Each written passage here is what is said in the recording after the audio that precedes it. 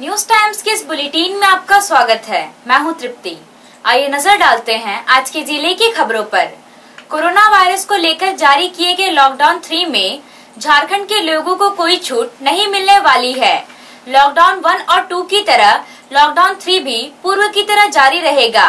जो दुकानें पूर्व में खुली थी, सिर्फ वही दुकानें अब भी खुली रहेंगी। मुख्यमंत्री हेमंत सोरेन ने कहा कि एहतियात के तौर पर झारखंड राज्य में अगले 2 हफ्तों तक लॉकडाउन लागू रहेगा। केंद्र सरकार के द्वारा लॉकडाउन 3 में छूट को लेकर दिए गए निर्देश झारखंड में लागू नहीं होंगे। उन्होंने तर्क देते हुए कहा कि राज्य के श्रमिक भाई बहन, छात्र छात्राएं और अन्य लोग विभिन्न राज्यों से अपने घर आ रहे हैं, इसलिए राज्य के लोगों की सुरक्षा के लिए पूर्व की तरह स्थिति यथावत बनी रहेंगी। हालांकि केंद्र सरकार के द्वारा लॉकडाउन 3 में ग्रीन जिला को दी गई छूट से बंद दुकानों के दुकानदार दुकान खुलने को लेकर काफी उत्साहित थे, लेकिन मुख्यमंत्री के द्वारा जारी निर्देश पर दुकानदारों को अब 17 मई तक का इंतजार करना होगा। कोरोना संक्रमण से बचाव के लिए जारी लॉकडाउन में जिले से बाहर दूसरे राज्यों में फंसे श्रमिकों को वापस लाने के लिए रविवार को ओडिशा के लिए 12 और छत्तीसगढ़ के लिए 4 बसें रवाना की गयी। दोनों राज्यों के लिए जाने वाली सभी बसों को नगर परिषद की ओर से सैनिटाइज किया गया। ओडिशा और छत्तीसगढ़ के लिए रवाना होने वाली प्रत्येक बस में मजिस्ट्रेट और पुलिस पदाधिकारी की तैनाती की गई है। श्रमिकों को स्क्रीनिंग के बाद उन्हें बस के द्वारा जिले में वापस लाया जाएगा। जिला में आने के बाद श्रमिकों को होम क्वारंटाइन रहने के निर्देश के साथ घर तक पहुंचाया जाएगा। ओडिशा के विभिन्न जिलों से 255 और छत्तीसगढ़ के विभिन्न जिलों से 86 मजदूरों को वापस लाया जाएगा। कोल्हान प्रमंडल के डीआईजी यानी पुलिस उप महानिरीक्षक राजीव रंजन सिंह ने पदभार ग्रहण करने के बाद आज जिले के पुलिस पदाधिकारियों के साथ बैठक की और कई अहम दिशा निर्देश दिए। उन्होंने विधि व्यवस्था का संधारण करते हुए स्वयं और पुलिस परिवार को पूर्ण संक्रमण से सुरक्षित रखते हुए आम जनता को अधिकाधिक सहयोग प्रदान करने का निर्देश दिया। बैठक की शुरुआत में पश्चिमी सिंहभूम के पुलिस अधीक्षक इंद्रजीत महाथा द्वारा पावर पॉइंट प्रेजेंटेशन के माध्यम से जिले की भौगोलिक स्थिति, सामान्य विधि व्यवस्था, नक्सली दस्ते और उनकी गतिविधियों के संबंध में जानकारी दी गई। बैठक के दौरान डीआईजी ने कहा कि केंद्र और राज्य सरकार द्वारा कोविड-19 से संबंधित दिशा निर्देशों का अनुपालन कराना है। उन्होंने कहा कि सभी थाना प्रभारी अपने क्षेत्र में कोविड-19 के संक्रमण को रोकने और लॉकडाउन का अनुपालन कराते हुए ग्रामीणों को जागरूक करेंगे। हर दिन 5 से 10 मानकी मुंडा से दूरभाष पर वार्ता करेंगे। सभी एसडीपीओ को भी ऐसा ही करेंगे और प्रत्येक दिन शाम को 5 बजे इसका प्रतिवेदन पुलिस अधीक्षक को सौंपेंगे। पुलिस अधीक्षक इस संबंध में उपायुक्त से विचार विमर्श करके आवश्यक कार्रवाई सुनिश्चित कराएंगे।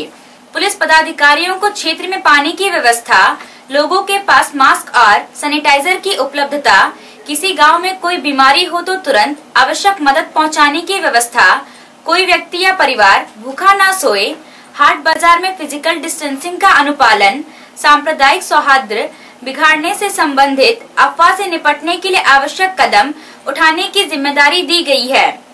सभी पुलिस निरीक्षक और थाना प्रभारियों को थाना में प्रतिनियुक्त पुलिस पदाधिकारी और जवानों के शरीर का तापमान प्रतिदिन सुबह शाम मापने के लिए व्यवस्था करने का निर्देश दिया है। डीआईजी द्वारा जिले में लंबित कांडों के बेहतर अनुसंधान और निष्पादन की दिशा में आवश्यक दिशा निर्देश दिया गया है। नक्सलियों के खिलाफ अभियान पर भी विस्तार से चर्चा की गई।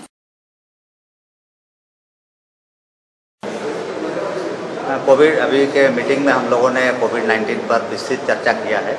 यहाँ के पुलिस अधीक्षक और इनकी पूरी टीम विगत 1 महीने 10 दिन से कोविड-19 पर बहुत अच्छा काम किया है। चाईबासा में पुलिस बहुत अच्छे तरह से काम कर रही है और कुछ और हम समझते हैं कि पुलिस के लिए इससे बढ़िया अपॉर्चुनिटी जनता की सेवा के लिए नहीं मिलेगा दोबारा।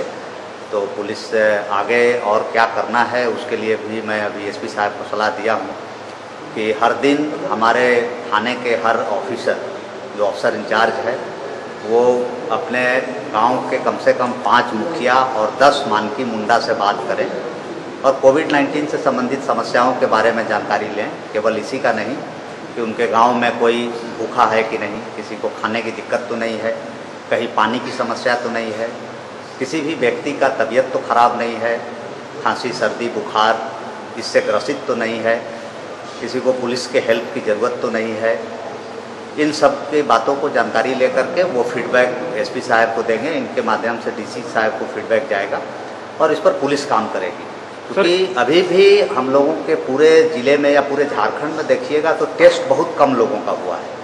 अभी बहुत सारे माइग्रेंट लेबर हम लोगों के पूरे ज़िले में और पूरे झारखंड में सभी बाहर से आ रहे हैं। तो बहुत ज़रूरी है कि इसमें पुलिस सतर्क रहे, जो भी सिविल एजेंसी हैं वो सतर्क रहें और जो भी थोड़े से भी लक्षण वाले व्यक्ति हैं उनका तुरंत जांच हो और इस बात को असरटेन किया जाए कि उनको कोरोना है या नहीं है। राज्य के निर्देश पर पश्चिमी सिंहभूम जिला प्रशासन ने 4000 एकड़ जमीन पर मनरेगा के तहत बागवानी को बढ़ावा देने की योजना बना रही है।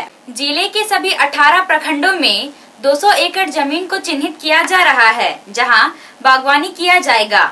इसके लिए डीडीसी आदित्य रंजन जिले के सभी बीडीओ के साथ जमीन तलाश में जुटे हुए हैं। इस बागवानी में विभिन्न तरह के फलों का उत्पादन करना है, जिसमें केला, पपीता, कटहल, आम, अमरूद जैसे फल शामिल हैं। डीडीसी ने बताया कि कोरोना बंदी में जिले के मजदूरों के पास काम नहीं है, फिर बड़ी संख्या में बाहर से मजदूर घर वापसी कर रहे हैं, उनके पास भी रोजगार नहीं होगा। ऐसे में उन्हें रोजगार से जोड़ने के लिए स्वावलंबी बनाने पर जोर देना सरकार और प्रशासन की प्राथमिकता है और मनरेगा के तहत बागवानी सबसे अच्छा विकल्प है। डीडीसी ने बताया कि जिले में आज भी हजारों एकड़ जमीन खाली पड़ी है, जहां किसी तरह की कोई खेती या बागवानी नहीं होती है और इन खाली जमीनों पर बागवानी कर गांव के लोगों को रोजगार से न सिर्फ जोड़ा जा सकता है बल्कि स्थायी रूप से उन्हें स्वावलंबी बनाया जा सकता है। इससे जो मजदूर बाहर मजदूरी करते थे उन्हें दोबारा राज्य के बाहर जाने की जरूरत नहीं पड़ेगी। हैं कि अभी हम लोग के राज्य के कई ऐसे प्रवासी मजदूर हैं जो बाहर जाके कार्य करते हैं, वो लोग सब लौट रहे हैं। हम जिला प्रशासन की ओर से उन सभी का हार्दिक स्वागत करते हैं और उनसे अपील भी करते हैं कि वो लोग अपना कार्य यहीं करने की कोशिश करें, ताकि अभी जब तक कोरोना का भय है या फिर उसके आने वाले समय में भी इनको बाहर जाने की कम ज़रूरत पड़े। इसी को ध्यान में रखते हुए राज्य सरकार के निर्देश के अनुसार हम लोग नरेगा के तहत बागवानी लगाने का निर्देश मिला है। हर वर्ष यहाँ लगभग 100-125 एकड़ जो है बागवानी लगता था और वो आम बागवानी हुआ करता था। इस बार राज्य सरकार के निर्देशानुसार इसको प्राथमिकता पर लेने का निर्णय लिया गया है। तो स्तर पर कोशिश कर रहे हैं कि पूरे जिला में लगभग 4000 एकड़ जमीन में बागवानी करेंगे। तो बागवानी जो है विभिन्न फलों का होगा, चाहे वो अमरूद हो, आम हो, चाहे कटहल हो, पपीता हो और सभी हाई वैरायटी जो होते हैं, अच्छे वैरायटी के सभी पौधों को हम लोग लाएंगे। कोशिश हम लोग यही कर रहे हैं कि 2 से 3 साल, ज़्यादा से ज़्यादा 3 साल में ऐसे सभी जमीन जो ऐसे बंजर पड़े हैं, खाली पड़े हैं, इन सभी पर कम से कम 60,000 से लेकर 1 लाख रुपए तक सालाना इनकम जो है पर एकड़ हो सके। आशा है कि अगर ये जो कर्मठ मजदूर जो बाहर जाकर काम करते हैं, हमारे सिंहभूम के रहने वाले, वो अगर यहीं आकर यहीं रहकर अब अच्छे से काम करेंगे तो भविष्य में इनको वापस मजदूरी के लिए बाहर नहीं जाना पड़ेगा। और ऐसी त्रासदी जो अभी आई है, ऐसी त्रासदियों में जो हम लोगों को समस्याओं का सामना करना पड़ रहा है, उन लोगों को जो तकलीफ हो रही है परिवार से दूर रहकर, वो सब नहीं। कोविड-19 वैश्विक महामारी के कारण संपूर्ण तालाबंदी में राजस्थान के कोटा शहर में अध्ययनरत पश्चिमी सिंहभूम जिला के सभी 30 विद्यार्थी आज सुबह अपने अपने गांव घर पहुंच गए हैं। 2 मई को विशेष ट्रेन के द्वारा राज्य के हटिया स्टेशन पहुंचे जिले के छात्र छात्राओं को नियुक्त दंडाधिकारी पुलिस बल के द्वारा एस्कॉर्ट करते हुए बस के माध्यम से सभी को देर रात चैबासा स्थित ITI मैदान के रिसीविंग सेंटर तक लाया गया। जिले में वापस लौटे सभी छात्र छात्राओं को रिसीविंग सेंटर पर आवश्यक स्वास्थ्य जांच एवं स्क्रीनिंग तथा स्वास्थ्य विभाग का स्टाम्प लगाकर सभी का निबंधन करते हुए उनके गृह प्रखंड मुख्यालय में वाहन के द्वारा भेजा गया, जहां से प्रखंड विकास पदाधिकारी की देखरेख में होम क्वारंटाइन में रहने के नोटिस के साथ उनके गांव घर तक पहुंचाया गया। उपायुक्त ने जिले में लौट रहे श्रमिक तथा छात्र छात्राओं से अपील करते हुए कहा कि सभी लोग स्वास्थ्य मंत्रालय के द्वारा जारी होम क्वारंटाइन तथा सोशल डिस्टेंसिंग के नियमों का अनुसरण पालन करें। किसी भी प्रकार का कोई भी शिकायत या सुझाव हो तो उसे आप अपने गांव के मुंडा, पंचायत के मुखिया, प्रखंड विकास पदाधिकारी अथवा जिले के हेल्पलाइन नंबर 1950 पर तत्काल साझा करें। प्रशासन आपके हर संभव मदद के लिए कृत संकल्पित है। उपायुक्त ने कहा कि कोटा से लौटे सभी छात्र छात्राओं के प्राथमिक स्वास्थ्य जांच के दौरान वायरस संक्रमण का कोई भी लक्षण नहीं पाया गया है।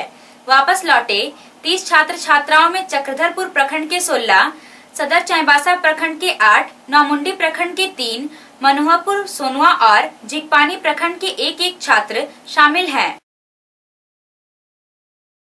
लॉकडाउन के दौरान सदर प्रखंड के गुड़ीपुआ और झिकपानी प्रखंड के सोनापुसी गांव में कोविड-19 को लेकर जागरूकता शिविर का आयोजन किया गया। शिविर में सहयोगी ग्रुप के शीतल सुगंधिनी बागे ने कोरोना वायरस के संक्रमण से बचाव के बारे में ग्रामीणों को जानकारी दी। उन्होंने ग्रामीणों को शारीरिक दूरी बनाए रखने, मास्क का उपयोग करने, हाथ को बार बार धोने और ताजा भोजन करने का सुझाव दिया। ग्रामीणों को स्वास्थ्य संबंधी किसी तरह की समस्या होने पर नजदीकी स्वास्थ्य केंद्र से संपर्क करने के लिए कहा। इस मौके पर जिला विधिक सेवा प्राधिकार के पारा लीगल वॉलंटियर रेणु गुप्ता ने हैंडविल और मास्क प्रदान किया। श्यामल दास ने गांव में बाहर से आने वाले श्रमिकों की जानकारी जिला प्रशासन को देने के लिए कहा। इस समय हम लोग सदर प्रखंड के गुंडीपुआ गांव में हैं और आज हम लोग यहां पर लॉकडाउन के अंतराल में कोरोना के संबंध में कुछ जानकारी देने के लिए यहां पर आए हैं। और आज गुंडीपुआ के जितने ग्रामीण हैं, मुंडा की अध्यक्षता में यहाँ पर हम लोग सब जमा हैं और इन ग्रामीणों को कोरोना वायरस से बचने के लिए हम लोगों ने जो उपाय बताए हैं और उसका अनुपालन करने के लिए यहाँ पर जिला विधिक सेवा के तरफ से इन्हें हैंडबिल भी दिया गया है ताकि ये समझ सकें कि इस कोरोना वायरस से हम लोग कैसे बचें। और इसके लिए हम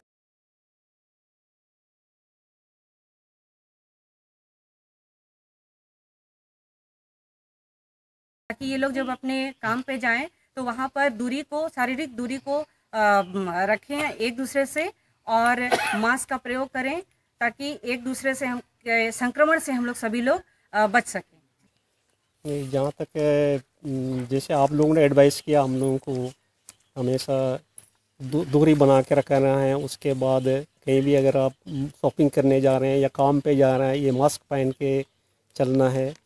और जो बाहर से जो लोग भी गांव में प्रवेश करते हैं उसके उन लोगों को भी मतलब इसका इन्फॉर्मेशन आप लोगों को देना है। उसके बाद कहीं शिकार तो नहीं है। दूसरी बात है कि हमेशा जमघट नहीं, ये क्या बोलते हैं, हमसे दूरी डिस्टेंस बना के रखना है कहीं भी। उसके बाद जो भी ऐसी समारोह हो उसमें भीड़ इकट्ठा नहीं करनी है। बस ये आप लोगों ने जानकारी दी, बहुत अच्छी बात है। और ऐसा एडवाइस देने से गाँव वाले भी काफ़ी जागरूक होंगे और जिसके फलस्वरूप इस तरह कोरोना वायरस फैलने की संभावना कम होगी। वैश्विक महामारी घोषित कोरोना वायरस के बढ़ते प्रसार के मद्देनजर राज्य में लॉकडाउन जारी है। लॉकडाउन के दौरान जिले की समस्या के निष्पादन के लिए झारखंड के मुख्यमंत्री हेमंत सोरेन ने रांची में राज्य स्तरीय कोरोना नियंत्रण कक्ष 181 की स्थापना की है। वहीं जिला स्तर पर कोरोना नियंत्रण कक्ष 1950 कार्यरत है। वैश्विक महामारी के दौरान राज्य के कोई व्यक्ति दूसरे राज्य में फंसे हैं एवं इस दौरान किसी प्रकार की कोई सरकारी मदद चाहते हैं तो टोल फ्री नंबर 181 पर डायल कर जानकारी प्राप्त कर सकते हैं। इस नंबर पर कोरोना संक्रमण से जुड़ी सूचना, खाद्य वितरण से संबंधित जानकारी, लॉकडाउन उल्लंघन की सूचना, बीमार व्यक्ति की सूचना, चिकित्सा संबंधी जानकारी, एम्बुलेंस, दवाई, पेयजल, बिजली, सब्जी हाट, पेट्रोल पंप, साफ सफाई, कचरा उठाव, बैंक, एटीएम संबंधी जानकारी से संबंधित जानकारी प्राप्त कर सकते हैं या शिकायत कर सकते हैं। राज्य या राज्य से बाहर रह रहे कोल्हान प्रमंडल सहित झारखंड राज्य के लोगों की मदद पहुंचाने में 181 टोल फ्री नंबर आपकी मदद करेगा। अभी के लिए बस इतना ही। कुछ और खबरों के साथ हम फिर हाजिर होंगे। तब तक न्यूज टाइम्स की पूरी टीम को दीजिए इजाजत। नमस्कार।